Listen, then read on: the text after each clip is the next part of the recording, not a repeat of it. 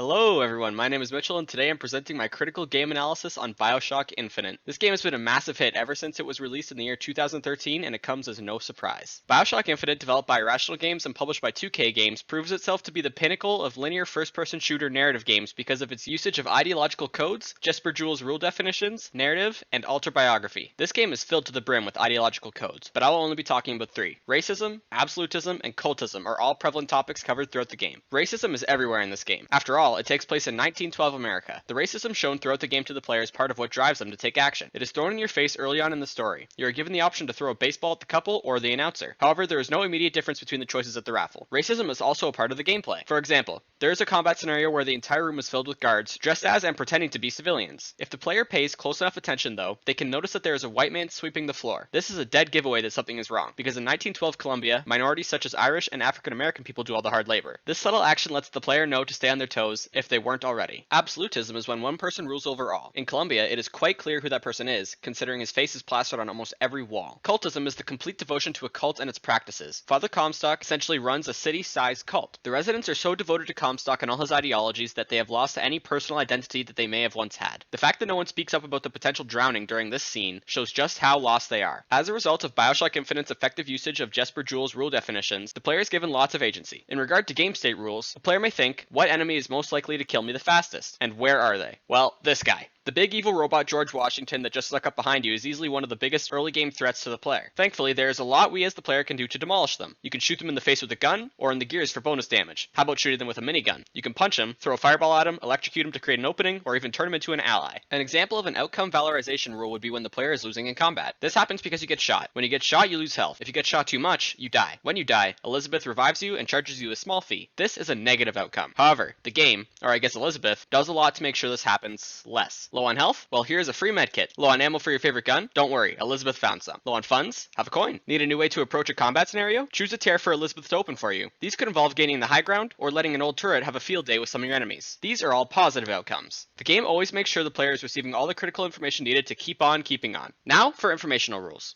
A player can always ask these questions during combat. Is my shield broken? How is my health? Which Vigor am I using? How much salt do I have or need? What gun am I using? Do I have enough ammo for it? Because of the effective usage of the information rules in BioShock Infinite, the player is always aware of these things. Infinite's narrative could be considered an evoked narrative because it is a continuation of a franchise. The narrative in BioShock Infinite goes much deeper than I gotta kill these racist guys and save this girl so I can be free from debt. In fact, it is very well written. The game foreshadows multiple universes right under the player's nose during the opening scene of the game. For example, while rowing towards the lighthouse with the Lutis twins, they foreshadow the fact that they have taken multiple bookers from different universes on the same trip. The usage of stereotypes throughout the game adds to the narrative. The stereotypical accents of the minority characters are used to show the difference in authority between them and the followers of Comstock. Elizabeth is the stereotypical Rapunzel type character. She is locked up her whole life and left to learn about the world through books. Once freed, she feels amazing and wants to explore every corner of the earth. That being said, she is capable of great things, and it is noted that Booker fears her abilities. The autobiography in BioShock Infinite also adds to the narrative. The posters found throughout the game are all signs that are referring to Comstock's ideologies and pushing his political agenda. An example of a symbol would be the giant tower Elizabeth once resided in. It references the Lamb of Columbia, which also refers to Elizabeth herself. This giant tower makes it obvious for the player that this is their destination and the location of Elizabeth. In conclusion, this is why I believe BioShock Infinite will remain as one of the greatest first-person shooter story games because it does such a great job at drawing the player in with this world through the usage of ideological codes, Jesper Joule's rule definitions, narrative, and autobiography. Thanks for watching.